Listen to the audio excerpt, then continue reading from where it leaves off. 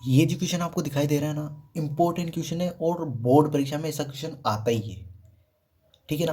तो आपको पूरा समझ में आ जाएगा ये क्वेश्चन, बस आपको इस वीडियो को पूरा देखना है। ठीक है। तो चलो इस क्वेश्चन को करते हैं ना।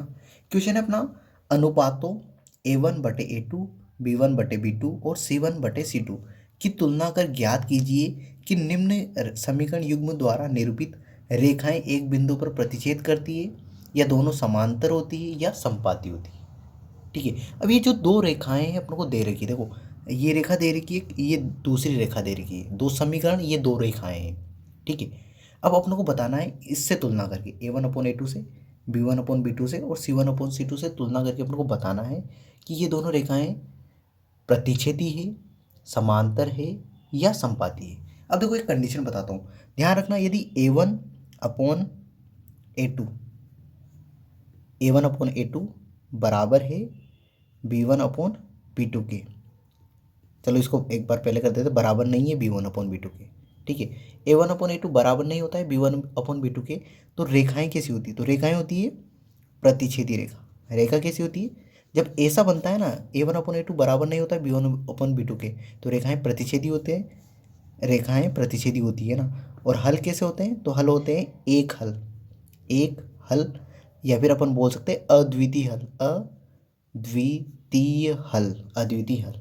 और इसमें युग्म कैसे होंगे? तो युग्म होते हैं इसमें संगत, संगत युग्म होते हैं, संगत युग्म होंगे। तो देख लो, सुन लो, यदि ऐसी कंडीशन बनती A1/A2 बराबर नहीं है B1/B2 के, तो रेखाएं तो प्रतिच्छेदी होगी। रेखाएं कैसी होगी? प्रतिच्छेदी होगी। हल कैसे होंगे? एक हल या अद्वितीय हल होगा। और युग्म कैसे होंगे? संगत युग्म होंगे ना। ये ध्यान रखना, जब भी हल आएंगे युग्म कैसे होंगे? संगत होंगे।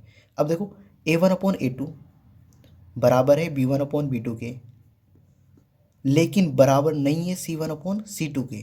अभी बताऊंगा मैं A1/A2 क्या होता है, B1/B2 क्या होता है, C1/C2 क्या होता है, ये भी बताऊंगा मैं। पर यहाँ पे देखना, यदि A1/A2 बराबर है B1/B2 के, लेकिन C1/C2 के बराबर नहीं है, तो रेखाएं जो होगी, रेखाएं, रेखाएं कैसी होती है? समांतर रेखाएं। इस कंडीशन में रेखाएं समांतर रेखाएं होंगी। तो पूछे आपको कि रेखाएं कैसी होगी? यदि ऐसा बन रहा है आपका, तो रेखाएं कितनी समांतर है ना। हल कैसे होंगे? तो कोई हल नहीं, कोई हल नहीं। और युग्म कैसे होंगे? तो युग्म होंगे असंगत, असंगत युग्म होंगे, युग्म। ठीक है, असंगत युग्म होंगे ये। अब इसके बाद तीसरी कंडीशन बनती है अपनी, तीसरी कंडीशन होती है A1/A2 बराबर है B1/B2 के, बराबर है C1/C2 के। यदि ऐसा मिल जाता है अपनों को तुलना करने पर, A1/A2 बराबर है B1/B2 के, बराबर है C1/C2 के, तो रेखाएं जो होगी वो होगी समपाती रेखाएं, समपाती रेखाएं होंगी। यदि रेखाएं पूछ ले तो कैसे होगी? समपाती। हल कैसे होंगे? तो हल, हल होंगे अनंत हल, अनंत हल, या फिर अपन बोल सकते हैं अनेक हल। और युग्म कैसे होंगे?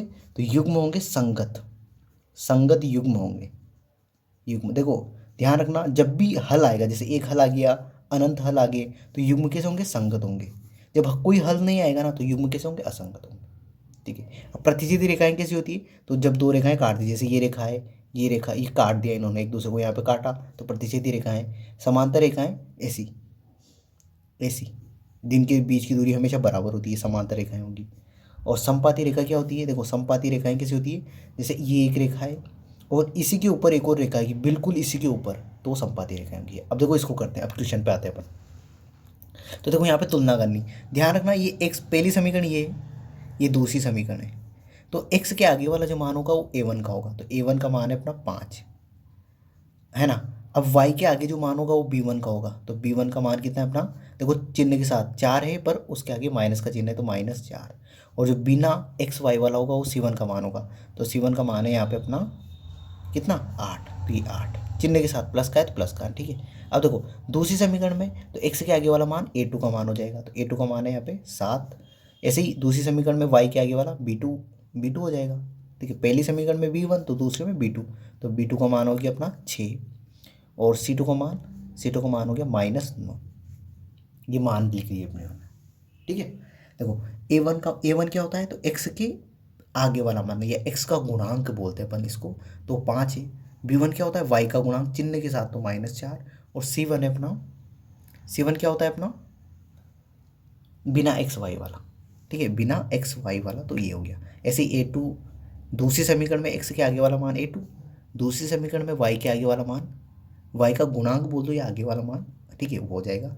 और C2 क्या हो जाएगा, बिना एक्स वाई वाला, ठीक है। अब तुलना कर लो A1/A2, तो A1 का मान A1/A2, B1/B2 और C1/C2। अब फिर इसमें लगा देंगे अपन। अब देखो तुलना करते हैं, मान रखते हैं, ठीक है। तो देखो तुलना करते हैं यहाँ पे, तो A1 का मान है अपना 5, तो 5/7। फिर अपना B1 का -4/B2 का मान है 6, और C1 का मान है 8, और C2 का मान है -9। अब देखो ये 5/7 है, इसको काट देंगे, 2 दूना 4, 2 तिया 6, तो ये आ जाएगा -2/3। तो क्या ये बराबर है क्या ये दोनों, और इधर ये कट नहीं रहा है, तो ये आ गया अपना 8/-9 या -8/9। तो ये बराबर नहीं है। देखो 5/7 कभी भी -2/3 के बराबर नहीं होता है, और ये आगे ये दोनों बराबर नहीं है, तो आगे चेक ही नहीं करना आप लोग को, वैसे भी ये दोनों बराबर नहीं है। तो अब मुझे बताओ ये किस कंडीशन में होता है, ये वाला। देखो ये दोनों बराबर नहीं है ना, पहले वाले ही, तो आगे आपको चेक करने की कोई ज़रूरत नहीं है, ठीक है। तो ये किस कंडीशन में होता है, तो पहली वाली कंडीशन देखो, A1/A2 बराबर नहीं है B1/B2 के, तो C1/C2 चेक करने की जरूरत नहीं है।